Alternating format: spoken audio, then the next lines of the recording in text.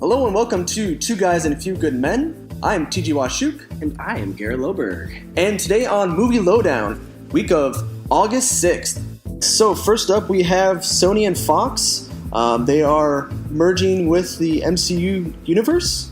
Fox has not gone through it yet, but all signs are pointing to a surefire transition, whether they're going to lose a lot of people or whether they don't. Yeah, and the executives, they have to do their job, act like the deal's not going through. But how exciting would that be? If you saw an MCU written, for one, you're getting all these characters that are opening up in Sony's world that they're going to get back because they are part of Marvel as well. So that gives them over 900 people to work with. Kraven the Hunter coming out, Morbius movie with Jared Leto, regardless. Black Cat and Silver Sable as well. So they got a lot planned in the universe. Whether they use those characters or not, it's going to be fun to see. But Sony is going to be a powerhouse. Definitely, it's whether they can actually do something with their own MCU. And speaking of Venom, we still don't know if it's going to be a rated R movie. It may actually be a PG-13 in order to stay within the MCU universe. And that's the problem I think that Sony has right now, is they can't decide whether they want to have Spider-Man meet up with Tom Hardy. They're really good friends and they want to do a movie together. So you'd expect that Sony would want to maybe merge that into that universe. But I think that really extends to if they go R or not. I would love to see them do an R on this movie. I honestly feel Venom should be rated R, just like what kind of character he is. Yeah. Almost as violent as Carnage, Psychotic and just demented, Yeah. So that's the problem that Sony has right now. Sony's probably reeling in their seats, thanking God that they made this deal a couple of years back with Marvel, or a year back ago, because two or 3 years back, because this pays off in their pockets way more than anyone else. Oh, definitely. Also revealed last week in the Venom trailer, you see that the villain is going to be another symbiote, or did they call it symbiote or symbiote? They said it both in the trailer. I think they say both ways in the trailer, but either way, it's still interesting to see that they're going to do another symbiote as the bad guy. And there's multiple symbiote people. Because somebody was saying that he also doesn't have the spider, of course, because he didn't absorb Peter Parker yet. Mm-mm. So this is prior to Peter Parker getting absorbed. That's true, and that's why he has kind of like a more raw, organic look to him right now. I didn't realize that. That's a good point. Yeah, because Venom, he gets the powers from everything that he touches, basically. So in one story of the comics, he absorbs Spider-Man first, and then Spider-Man, doesn't want Venom to be a part of him. He's tired of his maniacal thoughts. So then Eddie Brock eventually gets the powers, and with those powers comes Spider-Man powers, Yep, he can use his web slinging. So we see him in the trailer, we see him put his arms out, and he does these really cool sights at one point, but no webs. Yeah, no webs. You're not going to get any of that. And the thing is that's kind of that's mostly the Venom that we know. So it'll be interesting, to say the least, to see what Sony does with this. I think that, like I said, I think they should go rated R on it. And keeping up with Fox, they're definitely not done with their Fantastic Four. I feel that they're going to give another, college try, as you will, to get better script. Maybe the MCU might help them out. That franchise has definitely been doomed for a while. It's definitely a glimpse of hope that they get the franchise back, but I think Marvel's definitely safer than Fox. The Fantastic Four will come after Phase 4 of the MCU, if it's going to be a part of that conglomerate, that universe. And then also, Garrett, new Avengers, do you think that will happen? I think there's potential for it. With the Fox merger, if it goes through, I know that they're scared right now, but I think they're going to go through with it. I think it's a safe bet, especially with all the Marvel characters. They have locked down. The only one that they're basically not going to have to be able to do with a movie is She-Hulk. So, yeah, I think that they're going to have to put new Avengers in. You're going to lose a lot of Avengers this year, or next year with the Infinity War wrap-up, whatever it's going to be called. Endgame, I see you. But it's hard to tell, but I think there are going to be some new characters. But speaking of some new characters in a not a comic book movie, but a game movie. Oh, God. Yeah. Sonic the Hedgehog movie. What are we doing? It's going to be a live action, apparently, not a comic or not a cartoon animated film, which you would imagine they would do. But this is definitely interesting. So, what I'm picturing is what they did with Sonic 2006, where they had Sonic intermingling with humans. Do you think he's going to be animated? Like he's going to be like shitty animated? What I think it's going to be like is think of what Disney's been doing with their live action movies. They'll probably do something similar, like kind of like the Jungle Book was. The Jungle Book, exactly. Okay, like something like that. But see that I can see. I want to see Sonic the Hedgehog in CGI so bad. Yeah, and Tails and we do know that Jim Carrey is going to be playing Dr. Robotnik, and he is not. He's going to be doing live action. He will not be doing animated either. Oh God! Hopefully they make him Dr. Robotnik. You know what they did with the cartoon series. You know, where he has like a big round tubby belly. He has to. Like that's the thing is like if he doesn't, you know, he's going to be animated because he does like the Grinch. He did that. You know, he does different characters. I hope that they put him in a fat suit. That's all I gotta say. With that huge orange mustache, or else it's a waste of a movie. That's a Sonic 06 right there. And then the person that's playing Sonic, Ben Schwartz. Ben Schwartz. He's been in what's that show? Parks and Recreation as John Ralphio. Thank you. Yeah. More news on the Dark Universe. Now, I don't know if you're familiar with the Dark Universe, but it is Universal's attempt at making their own MCU with characters such as Dracula, the Mummy, the Invisible Man, Wolfman. Their horror universe, basically. Exactly. So their executives tried to take a CPR machine and revive this up because as soon as The Mummy came out, even actors such as Tom Cruise. Tom Cruise. I'm thinking Angelina Jolie has stepped out, and you got the one. What was she Invisible supposed Man. to be in? She was. I forget what she was supposed to be in. Maybe she was the wife of Dracula or some shit like that. Okay. I don't remember what she was. Maybe something exotic. But I know, like the monsters that are in that universe are so different from a Marvel universe, where these characters are grown characters organically that they've already been put together. These are all single characters. It's not like it's a universe that they can share. They could share one, definitely, but it's like, what are they going to do? A battle royale? Exactly. So, picture this. So you're going to the comic book store as a kid, and you see, you know, what Marvel has, what DC has. Those animated characters, those characters with depth to them. I'm not saying that Dracula doesn't really have too much depth. He does, but not to the extent that Marvel and DC has with their stories that they have told. Exactly, and I see them going through with a lot of movies that are like Sony movies right now. Sony movies seem like they are really grasping. Yeah, they're like grasping for whatever they can get. And I feel bad because I really like Sony. I remember doing a research project on Sony when I was a kid and learning all about them. Oh, yeah. And just being so impressed with the company it was. And their sound systems are great and everything else, whatnot. But they're just struggling right now to keep a film in. And I think that's they I don't even know if they're going to even do their Spider-Verse because I think it would absolutely bomb on them. Also, when is the last time a Sony movie has won awards? I can't think of one off the top of my head. I can't think of either. I'm not even trying to be a dick. No, not at all. But anyways, back to the universe. The only way I can see them connecting is if they have one central character that travels to Dracula, that travels to the Mummy universe. We were supposed to have that in Russell Crowe. Which one? Russell Crowe as I forgot who he plays. Like Van Helsing in a way. Yeah, he was supposed to be the Doctor. Dr. Jekyll. He was supposed to be Dr. yes, Jekyll. That's right. And he was supposed to be ushering in all these characters. He was supposed to be the liaison. He was supposed to be the Samuel L. Jackson of that franchise. Yeah, like the Nick Fury. Nick Fury of that franchise. But obviously, as you could tell, with some really great acting, hence some pictures from South Park there. He bombed just as bad as everyone else did in that movie, and I think half that had to do with Tom Cruise's ego, and it's probably going to because he wants it so bad that he's gonna push these guys to keep doing it.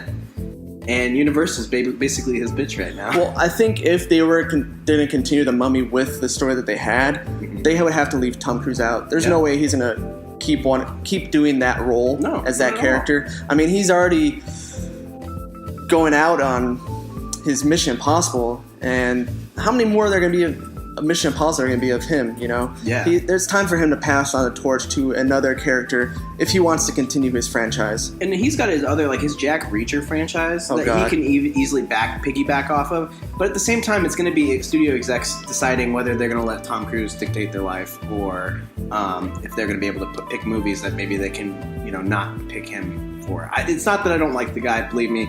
I think he's crazy. I think he's nuts. I think he's cuckoo. I still love the guy. You know, he does action really well. Oh, yeah. Honestly, A Good More Drone, my favorite movies are Tom Cruise movies. He's a great actor.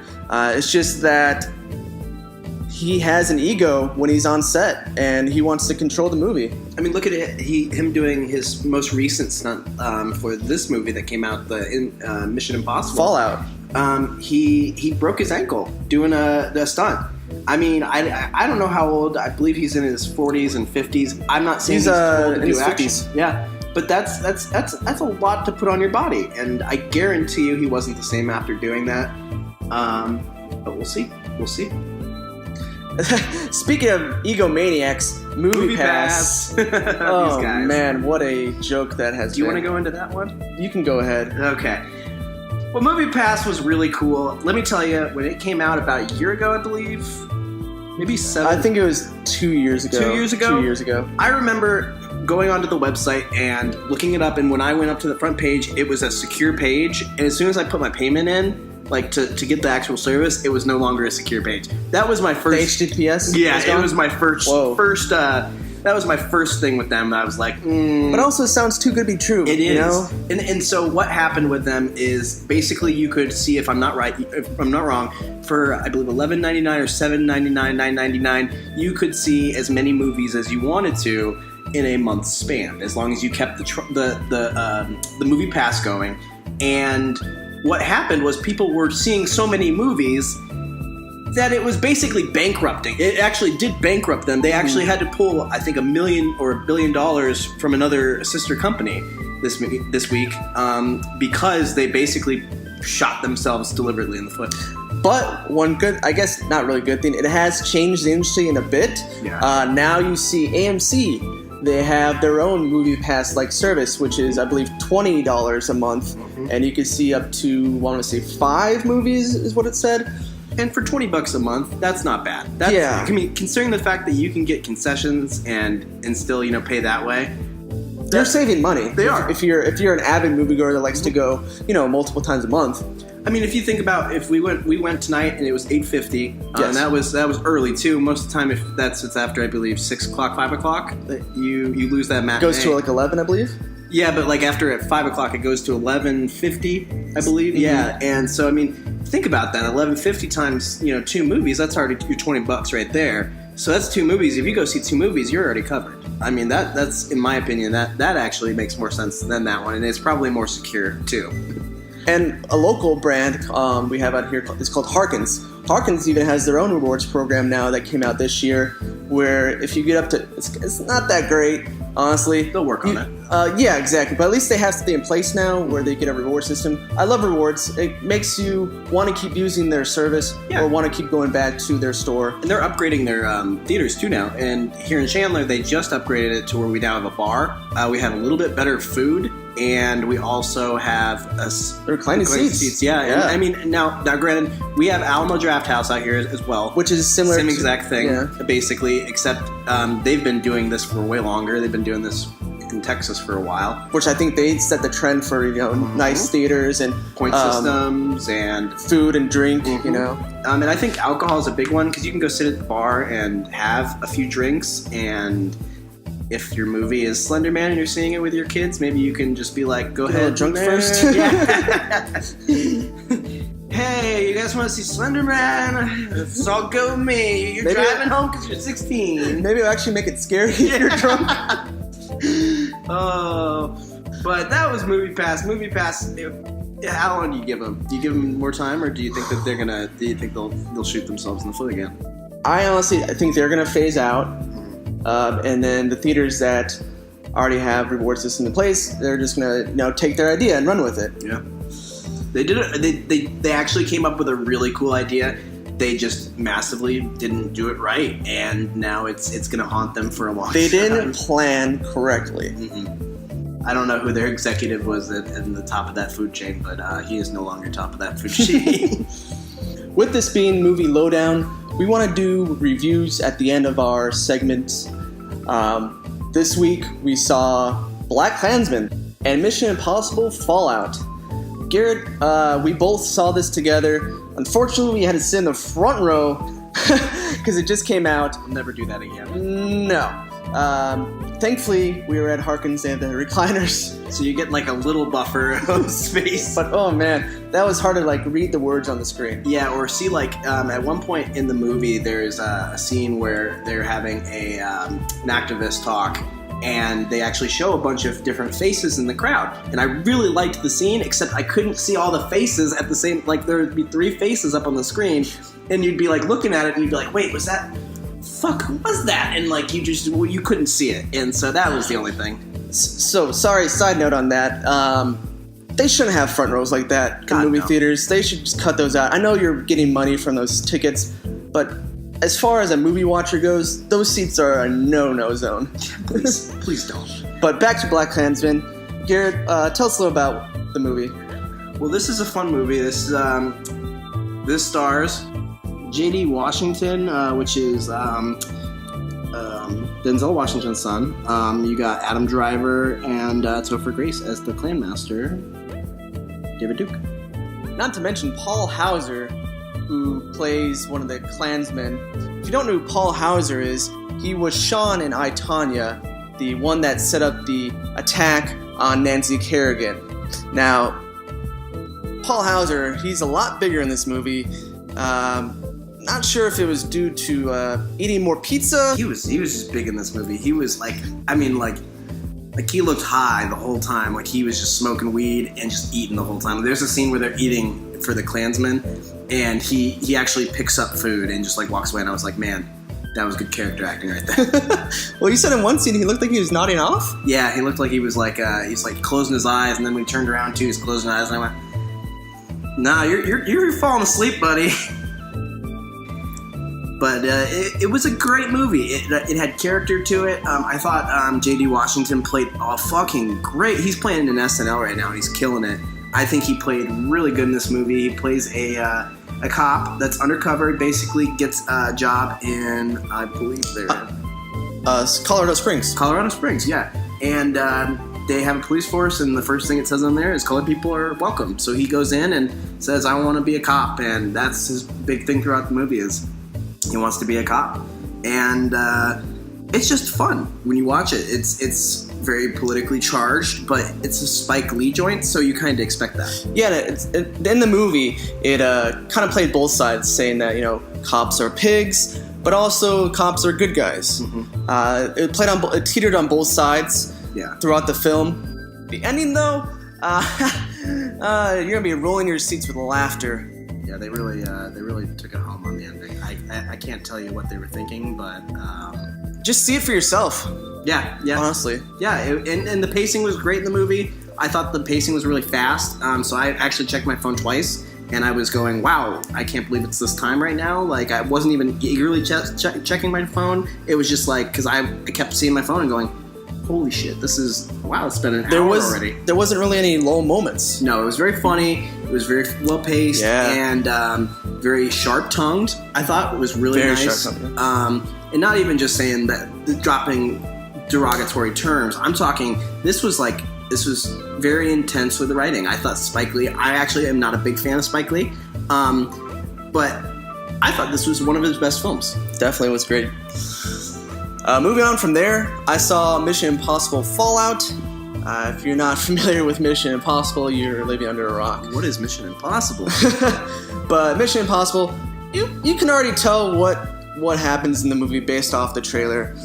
Garrett and I were saying that if we just watch the trailer, we can tell how the movie is going to play out. Let me just spoiler alert right here.